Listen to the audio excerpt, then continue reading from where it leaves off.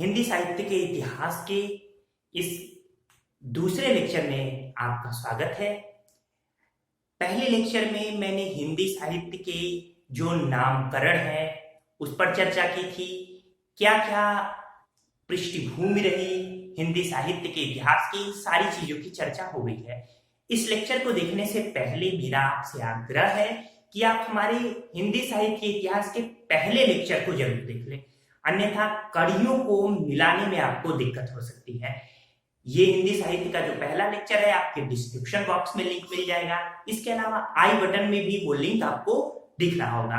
तो आइए आज हम अपनी दूसरे लेक्चर की तरफ आगे बढ़ते हैं।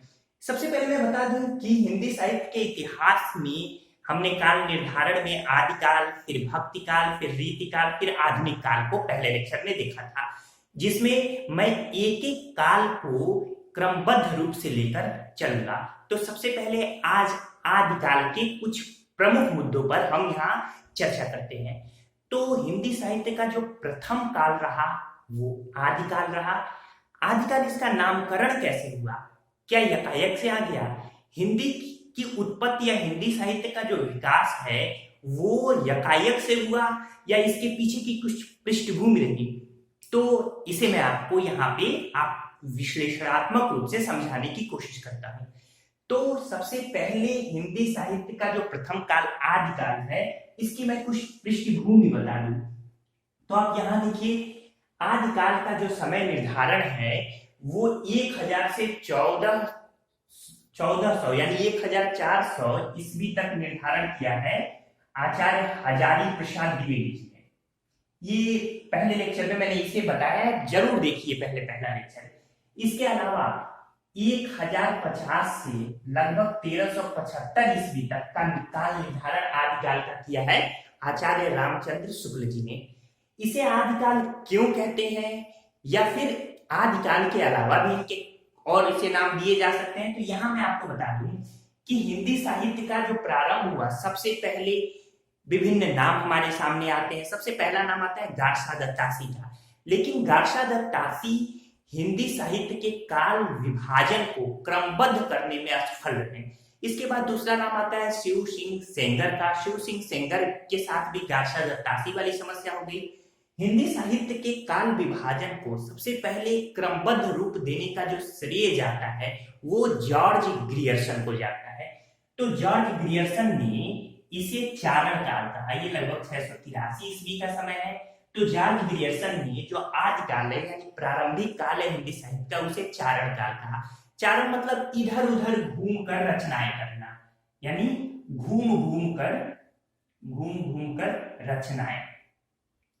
तो ये है चारण काल। लेकिन यहाँ समस्या ये हो गई कि जो ये 683 ईस्वी तक से लेकर लगभग 1300 ईस्वी तक इन्होंने, यानी 14वीं शताब्दी तक इन्होंने जो चारण काल इसे माना है, तो इसमें सभी कवि में अधिकांश कवि या रचनाकार ऐसे नहीं हुए जो घूम घूम कर रचनाएं किया करते थे। लगभग 1000 ईस्वी के बाद, या यूं कहिए कि उसके थोड़ा पहले से ये परिपाटी चल चुकी थी कि जो रचनाकार थे या कवि थे वो राजाओं की चटुकारिताओं में श्रृंगार रस प्रधान कविताएं किया करते थे।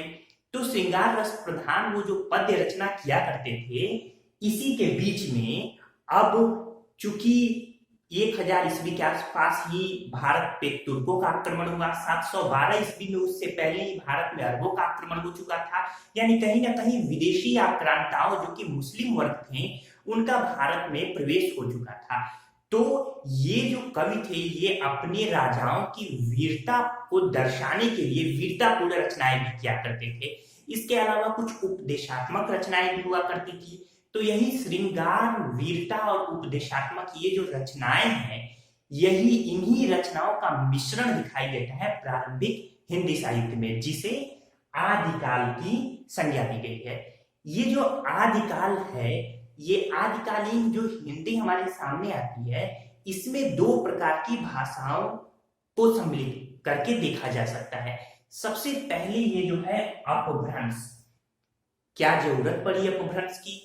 जबकि आचार्य रामचंद्र शुक्ल जी कहते हैं कि हिंदी साहित्य में अपभ्रंश का कोई स्थान नहीं है, बावजूद इसके उसे हिंदी साहित्य में शामिल करते हैं। तो ये विरोधाभास की स्थिति पैदा हो जाती है आचार्य रामचंद्र शुक्ल जी के इन वक्तव्य से।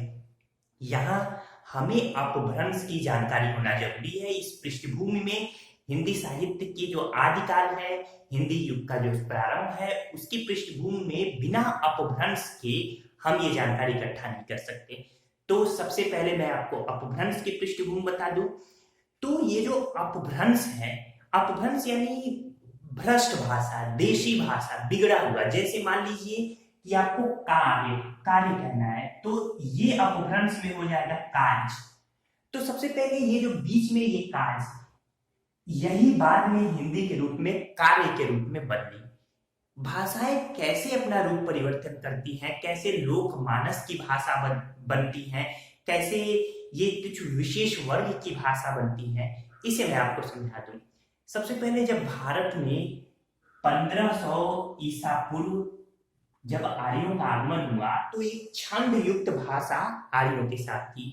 ये छंद युक्त भाषा बड़ी कठिन थी, जो कि आम जनमानस इसे नहीं समझ सकता था। इस छंद युक्त भाषाओं में जैसे ऋग्वेद आप देख सकते हैं, अन्य वेद देख सकते हैं, विभिन्न रचनाएं हुई, लेकिन ये विशेष वर्ग ही समझ सकता था जो इन भाषाओं के बारे में ज्ञान रखता हो। इसी छंद युक्त भाषा से संस्कृत का उदय हुआ। यही ये जो संस्कृत रही, जब समय बीतता है, जैसे कोई नई भाषा आए, 100, 200, 300, 400, 500 साल जब बीत जाते हैं, तो ये भाषा जनमानस की भाषा बन जाती है, क्योंकि जनमानस उसे समझने लगता है, उसे अपने तरीके से स्वीकार करता है, उसे ज्ञान के द्वारा उसे अंतःकरण में उकेर लेता है। इस तरीके से संस्कृत जो है, जो कि छंद युक्त भाषा थी, पहले एक वर्ग विशेष की भाषा थी, उस समय पश्चात लगभग 500 वर्षों के दौरान ये जनमानस की भाषा बदली। फिर अब धीरे धीरे संस्कृत, जब कोई भी भाषा जनमानस की भाषा होती है, तो उसकी जो स्थानीय भाषा है उसके साथ वो घुलती है, मिलती है। तो जनमानस की जो टूटी फूटी भ्रष्ट भाषा थी, क्योंकि ये देसी भाषा थी, संस्कृत का उसके साथ मिलाप हुआ। इस तरीके से एक नई भाषा का जन्म हुआ, जिसे हम प्राकृत कह सकते हैं। ये प्राकृत, इसी प्राकृत के बीच में जिस भाषा को मैं बता रहा हूं कि ये संस्कृत और प्राकृत, इन दोनों भाषाओं के बीच में जो स्थानीय भाषा ने कड़ी का काम किया, उसे पाली भाषा कह सकते हैं। यानी संस्कृत और पाली मिलकर प्राकृत के रूप में आई। पाली, बौद्धों की जो ग्रंथ रचे गए वो पाली भाषा में रचे गए, जबकि जैनों ने प्राकृत भाषा में अपने अधिकांश ग्रंथ रचे हैं। तो इस तरीके से प्राकृत का जन्म हुआ। अब प्राकृत भाषा भी धीरे धीरे धीरे धीरे वर्तमान जो जनमानस की भाषा है उसके साथ मिलती गई, और यही प्राकृत भाषा अपभ्रंश के रूप में, यानी टूटी फूटी भाषा के रूप में जानी गई, संस्कृत से लेकर ये अपभ्रंश। तो इस तरीके से भाषाओं का विकास हुआ। ये जो अपभ्रंश भाषा रही, इसका समय अगर हम निर्धारण करें तो लगभग 500 ईस्वी से लेकर लगभग 1200 या 1300 ईस्वी तक इस भाषाओं में ग्रंथ रचे गए।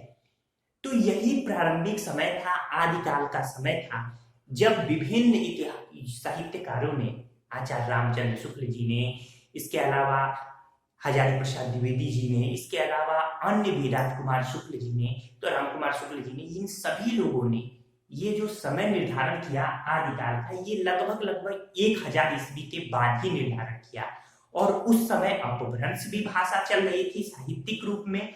यही कारण है कि प्रारंभिक हिंदी में अपभ्रंश को शामिल किए बिना हिंदी अधूरी रह जाती है। तो आप समझ गए क्यों अपभ्रंश को भी आचार्य रामचंद्र शुक्ल जी ने अपभ्रंश को हिंदी में, साहित्यिक हिंदी में शामिल करने से इनकार करते हुए भी शामिल कर लिया। क्यों हम अपभ्रंश को पहले जानना हमारे लिए जरूरी हो गया था, क्यों बिना अपभ्रंश के हम हिंदी के विकास और उद्भव को नहीं समझ सकते। तो मुझे लगता है आपको ये बातें समझ में आई होंगी। आइए आगे बढ़ते हैं। इन सब परिस्थितियों में जो प्रारंभिक आदिकाल है, इसे जॉर्ज ग्रियर्सन ने चारण का नाम दिया। क्यों दिया ये मैंने आपको बताया। इसके अलावा मिश्र बंधु, ये 3 बंधु थे। तीनों बंधुओं के बारे में मैंने विस्तार से चर्चा की है पहले लेक्चर में, वहां देख लीजिए। तो मिश्र बंधुओं ने इसका नाम प्रारंभिक काल रखा। ये प्रश्न यहाँ से पूछे जाते हैं रैंडमली कि किसने आदिकाल को क्या कहा है, याद होने चाहिए। तो इन्होंने मिश्र बंधुओं ने प्रारंभिक काल का, इसका कोई विशेष कारण नहीं दिया, ये जनमानस में अपने आप ही समझ लिया गया, क्योंकि कोई भी चीज अगर शुरुआत होती है तो उसे प्रारंभ कह दीजिए बस। तो यही तर्क देकर इन्होंने प्रारंभिक काल कहा। आचार्य महावीर प्रसाद द्विवेदी जी ने इसे बीज वपन काल कहा। नाम में कंफ्यूज न होइएगा, ये महावीर प्रसाद द्विवेदी जी हैं जबकि ये हजारी प्रसाद द्विवेदी जी हैं, तो दोनों के नाम में कंफ्यूज नहीं। हजारी प्रसाद द्विवेदी जी ने इसे आदिकाल कहा है जबकि महावीर प्रसाद द्विवेदी जी ने बीज वपन काल कहा है, याद रहेगा। ठीक, तो महावीर प्रसाद द्विवेदी जी ने बीज वपन काल और हजारी प्रसाद द्विवेदी जी ने आदि वपन काल कहा है। इसी तरीके से आचार्य रामचंद्र, बीज वपन के पीछे भी तर्क था कि अभी बीज अंकुरित हो रहे थे, वपन यानी प्रस्फुटित हो रहे थे, अभी शुरुआती दौर था, तो इसलिए इसे बीज वपन काल इन्होंने कहा है। इसके बाद से आचार्य रामचंद्र शुक्ल जी ने इसे वीर गाथा काल, वीर गाथा काल मैंने शुरू में ही बताया कि विदेशी आक्रांताओं का भारत में यूं कहिए उदय हो चुका था, आक्रमण हो रहा था। जो कवि थे अभी श्रृंगार रस और उपदेश से परिपूर्ण राजाओं के लिए कथाएं, चटुकारितापूर्ण रचनाएं किया करते थे, लेकिन अब इसी समय वीरतापूर्ण रचनाएं भी अपने राजाओं के लिए करने लगे। ये कवि बहुत ज्यादा बड़े बड़े स्तर पे वीरतापूर्ण रचनाएं होने लगी।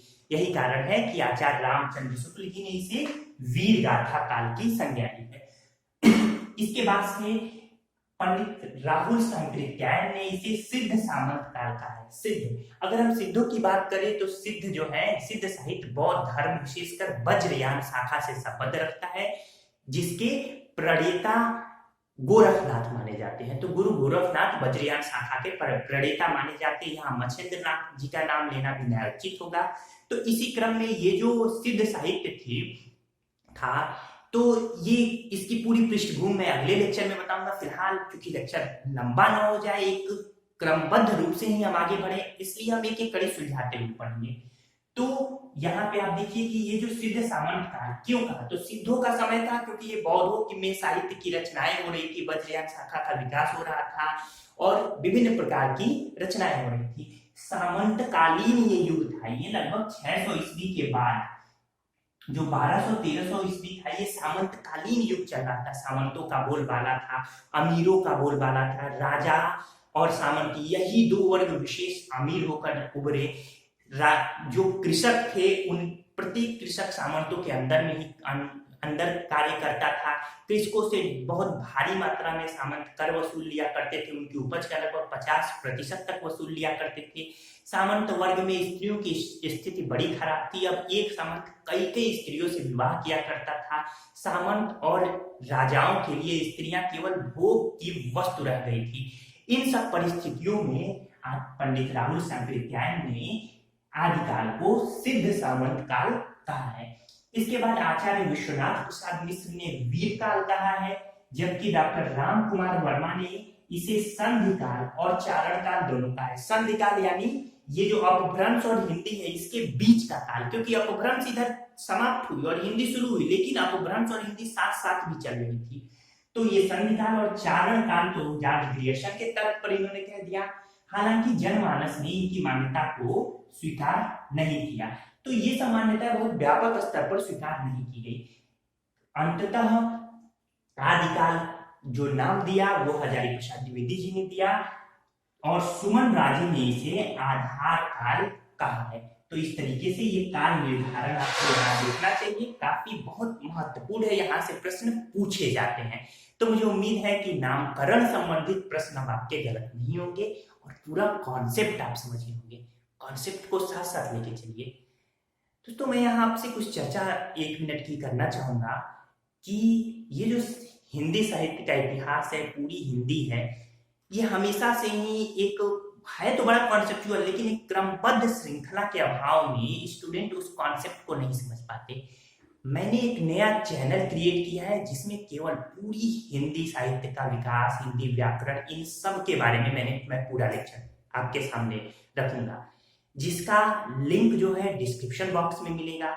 ये जो अलग जो मेरा चैनल है ये जो चैनल, इसमें केवल और केवल कॉम्पिटिटिव एग्जाम्स के नहीं, आप जिस भी क्लास 9वीं 10वीं 11वीं 12वीं ग्रेजुएशन यानी बीए, फिर एमए में किसी भी विश्वविद्यालय, विशेषकर इग्नू से भी अगर आप संबंध रखते हैं, जहाँ पे रेगुलर क्लासेज आप नहीं कर पाते हैं, यानी ओपन यूनिवर्सिटी से भी आप अगर पढ़ रहे हैं, इन सभी के पूरी विस्तार से मैं पूरे सिलेबस पर पूरा विस्तृत रूप से विश्लेषणात्मक चर्चा करूंगा। तो दोस्तों, आप लिंक पे जाइए और चैनल को सब्सक्राइब कर लीजिए, ताकि जब अब उस पर मैं वीडियो डालना प्रारंभ कर दूंगा और वहां से आप पूरी हिंदी की एक अलग चर्चा देखेंगे। तो ठीक है दोस्तों, उम्मीद है मुझे कि आप हमारे चैनल को, उस नए चैनल को सब्सक्राइब जरूर करेंगे। डिस्क्रिप्शन बॉक्स में उसका लिंक आपको मिल जाएगा। चलिए आइए देखते हैं। इसके बाद से अगला जो हमारे सामने एक कठिन, जिस तरीके से ये नामकरण हमारे लिए बड़ा कठिन जटिल प्रश्न था, उसी तरीके से प्रथम हिंदी कवि के नाम को ढूंढना भी हमारे लिए एक बड़ा ही मशक्कत वाला प्रश्न है। फिलहाल मैं कॉम्पिटिटिव एग्जाम से सामान्य रूप से मैं आपको एक प्रश्न बता दूं, अगर पूछे कि हिंदी के प्रथम कवि कौन माने जाते हैं, तो आप सरहपा, उन्हीं को सरहपाद भी कहा जाता है, आप इनका नाम ले सकते हैं, 9वीं शताब्दी के हैं सरहपा। ठीक, यहाँ आप देख सकते हैं सरहपा, ये सिद्ध कवि है। तो लेकिन इसके पीछे भी ढेर सारी पृष्ठभूमि रही। क्या वाकई में, वैसे तो जनमानस के आधार पर हम जो कॉम्पिटिटिव एग्जाम में पूछे हम सरहपा को मान सकते हैं, पर फिर भी नामकरण के पीछे विभिन्न, यानी प्रथम कवि कौन है, इसके पीछे विभिन्न मत हैं। सबसे पहले देखते हैं, सबसे प्रारंभ में अपभ्रंश के दो विशिष्ट कवियों का नाम आता है, एक स्वयंभू, एक पुष्य। पुष्य को पुंड भी कहा गया है, पुष्य को पुष्पदंत भी कहा गया है। तो इस तरीके से स्वयंभू और पुष्पदंत, ये दोनों अपभ्रंश हिंदी के सबसे प्रारंभिक कवि माने जाते हैं। तो हिंदी के प्रथम कवि स्वयंभू, डॉक्टर राम कुमार वर्मा के अनुसार हिंदी के प्रथम कवि कौन थे? स्वयंभू थे। 8वीं शताब्दी विक्रम संवत के ये कवि स्वयंभू थे, ये डॉक्टर राम कुमार वर्मा के अनुसार। इसके बाद है शिव सिंह सेंगर के अनुसार पुंड या पुष्यगुप्त, ये जो थे, सॉरी पुष्पदंत, कौन? पुंड या पुष्य या पुष्पदंत, ये शिव सिंह सेंगर के अनुसार पहले हिंदी के कवि माने जाते हैं। इसके बाद आचार्य हजारी प्रसाद द्विवेदी जी ने अब्दुल रहमान को माना है कवि, हिंदी का प्रथम कवि। प्रश्न ऐसे ही पूछे जाते हैं, आचार्य हजारी प्रसाद द्विवेदी जी के अनुसार हिंदी के प्रथम कवि कौन थे? तो आपको याद करना होगा, इसे अपने दिमाग में कंठस्थ करना होगा। तो इस तरीके से अब्दुल रहमान, ये जो पुष्पदंत है, इन्हें अभिमान मेरु भी कहा गया, प्रश्न पूछा गया है अभिमान मेरु। आइए आगे देखते हैं। राहुल सांकृत्यायन जी ने, जो कि 769 ईस्वी में सरहपा का समय मानते हैं, तो सरहपा को सिद्ध कवि की संज्ञा दी गई है। सरहपा को सरोज वज्र और राहुल भद्र भी कहा गया है। इसी तरीके से गणपति चंद्र गुप्त ने शालिभद्र सूरी इन्हें प्रथम कवि माना है, जिनका समय 1184 ईस्वी निर्धारित किया है। तो ये पूरे हिंदी के प्रथम कवियों के संबंध में विभिन्न मत हैं, यहाँ आप देख लीजिए, प्रश्न पूछे जाते हैं, महत्वपूर्ण है ये। इसके बाद से हिंदी के प्रथम महाकवि कौन है? आचार्य रामचंद्र शुक्ल और मिश्र बंधु, ये दोनों ही चंद्रवरदाई को हिंदी का प्रथम महाकवि मानते हैं, जिन्होंने पृथ्वीराज रासो की रचना की थी। इसके बाद अवधि के प्रथम कवि, तो डॉक्टर वर्मा के अनुसार, डॉक्टर रामकुमार वर्मा के अनुसार अमीर खुसरो अवधि के प्रथम कवि थे। देखिए, हम धीरे धीरे आगे बढ़ेंगे, विद्यापति में, अमीर खुसरो में, या जितने भी महत्वपूर्ण कवि हुए, हम सबकी अलग अलग लेक्चर्स में चर्चा करेंगे। तो इस तरीके से अगला है कि जैन परंपरा के प्रथम कवि तो स्वयंभू हैं। इसी तरीके से दोहा चौपाई पद्धति का प्रथम प्रयोक्ता कवि कौन है, जिसने दोहा कोश लिखा था? तो सरहपा या सरहपाद भी इनको कह सकते हैं। अगला है प्रश्न कि मिश्र बंधुओं के अनुसार ब्रज भाषा का सर्वप्रथम हिंदी कविता में प्रयोग किसने किया था?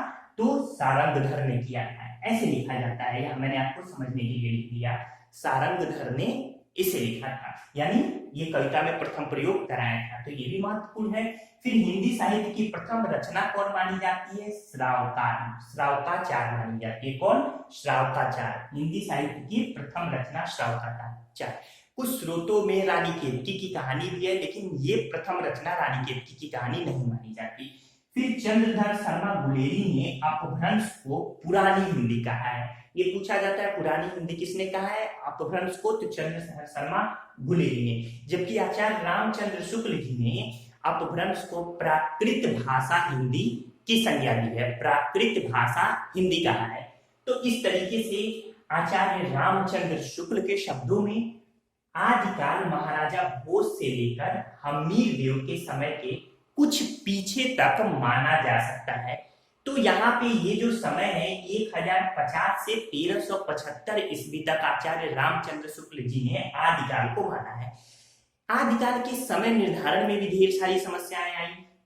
किसी ने इसका समय निर्धारण 1300 ईस्वी किया, किसी ने कुछ किया, लेकिन अंततः सर्वमान्य रूप में हजारी प्रसाद द्विवेदी जी की 1400 ईस्वी तक ये जो मान्यता है इसे ही क्यों माना गया, इसके पीछे बेहतरीन तर्क है। तर्क ये है कि जो विद्यापति और अमीर खुसरो हैं इनकी रचनाएं प्रारंभिक यानी आदिकाली कवि की रचनाएं, भक्ति काल से जो आदिकाल के बाद भक्ति काल शुरू हुआ हम वैसे नहीं जोड़ सकते, क्योंकि श्रृंगार फिर वीरतापुर सभी तरह की विद्यापति और अमीर खुसरो ने रचनाएं की हैं। इसके अलावा मुकरियों वगैरह की रचनाएं भी की अमीर खुसरो ने, सबके बारे में डिटेल में बताऊंगा। तो ये कारण है क्योंकि अगर हम आचार्य रामचंद्र शुक्ल जी ने प्रारंभ में 1318 ईस्वी में आदिकाल का समापन माना, अगर हम इस अवधारणा पर ही चले तो हमें विद्यापति और अमीर खुसरो को फिर आदिकाल से निकालना होगा।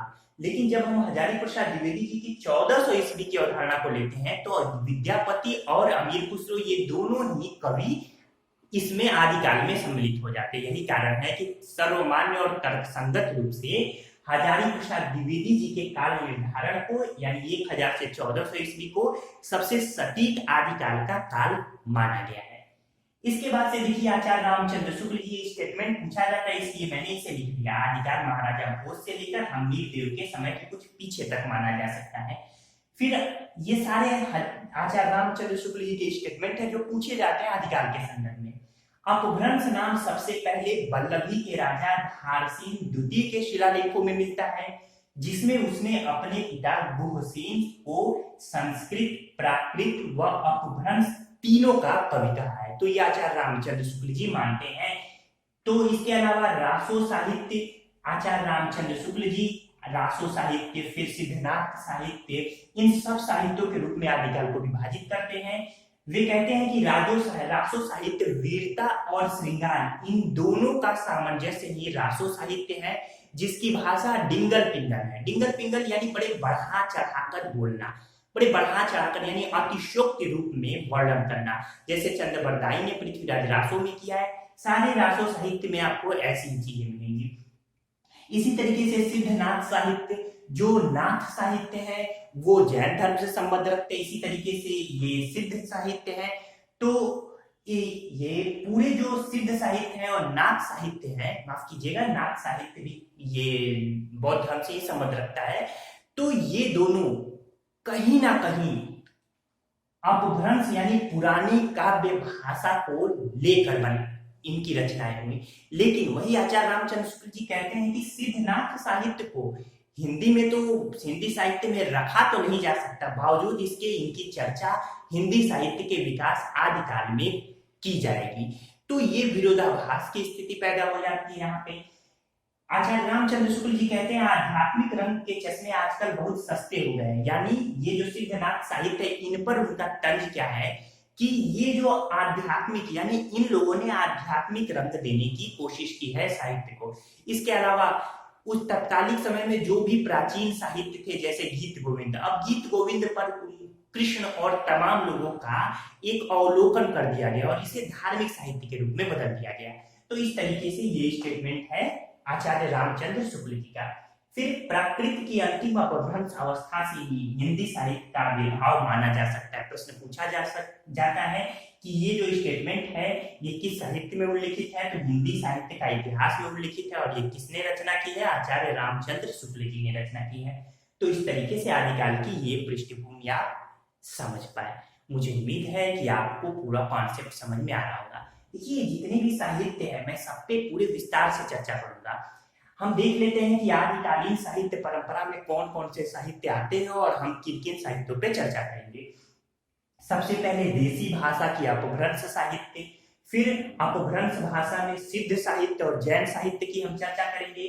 इसी तरीके से फाग काव्य भी एक जैन साहित्य के अंतर्गत ही शामिल है, जैन कवियों का इसमें वर्णन किया जाता है।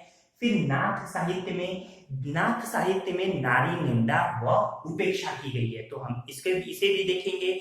नाथ साहित्य की पूरी पृष्ठभूमि हम देखेंगे। इसके बाद से है रासो साहित्य, चारण काल, यानी रासो साहित्य जो चारण काल भी इसे कहते हैं, पूछा जाता है। इसके अलावा लौकिक साहित्य के बारे में हम देखेंगे। तो नाथ साहित्य में हम ढेर सारी चीजें देखेंगे। सिद्धनाथ साहित्य की जब मैं चर्चा करूंगा तो मैं आपको गोरखनाथ जी, इसके अलावा मछेंद्र नाथ, इन सभी लोगों की चर्चा करूंगा जो कि नाथ साहित्य के अंतर्गत आते हैं। नाम से स्पष्ट है, गोरखनाथ से नाथ साहित्य। अगर गलती से मैंने सिद्ध साहित्य में गोरखनाथ का नाम ले लिया हो तो उसके लिए मैं क्षमा प्रार्थी हूँ। तो इस तरीके से ये पूरी डिस्क्रिप्शन एक एक साहित्य को लेके एक एक लेक्चर में मैं पूरा डिस्क्रिप्शन करूंगा। आइए जाते जाते मैं आपको ये आधार बता दूं, जिन 12 साहित्यों के आधार पर आचार्य रामचंद्र शुक्ल जी ने आदि काल का काल विभाजन या नामकरण किया है। वो 12 साहित्यों का मैं यहाँ नाम लेना चाहूंगा, उचित भी है। विजयपाल रासो, खुम्माड़ रासो, बिशन देव रासो। पूछा जाता है बिशन देव रासो की रचना किसने की? नरपति नाल ने की थी। फिर पृथ्वीराज रासो, फिर जयचंद्र प्रकाश, जय मयंक जस चंद्रिका, हमीर रासो, परमाल रासो, फिर पदावली, कीर्तिलता, कीर्ति पताका और अमीर खुसरो की मुकरिया। पदावली और कीर्तिलता विद्यापति जी ने लिखी है। जयप्रकाश, जय मयंक, जस चंद्रिका और हमीर रासो तो उपलब्ध ही वर्तमान समय में नहीं है। तो इस तरीके से ये जो 12 साहित्यों के आधार बनाकर इन्होंने आदिकाल का नाम दिया, इसमें विभिन्न प्रकार के विवाद भी खड़े होते हैं। इन विवादों पे मैंने वैसे चर्चा तो थोड़ी बहुत कर दी है, बाकी अब सारी चर्चाएं अगले लेक्चर में होंगी। उम्मीद है दोस्तों आपको हमारा लेक्चर पसंद आया होगा। दोस्तों आपसे एक और रिक्वेस्ट है कि अगर आप हमारे चैनल पे नए हैं तो हमारे चैनल को सब्सक्राइब कर दीजिए, बेल बटन दबा दीजिए, ताकि बेहतर से बेहतर जो हमारे लेक्चर्स आएंगे वो आप तक मिलते रहें। ठीक है दोस्तों, वीडियो को पूरा देखने के लिए आपका बहुत बहुत धन्यवाद।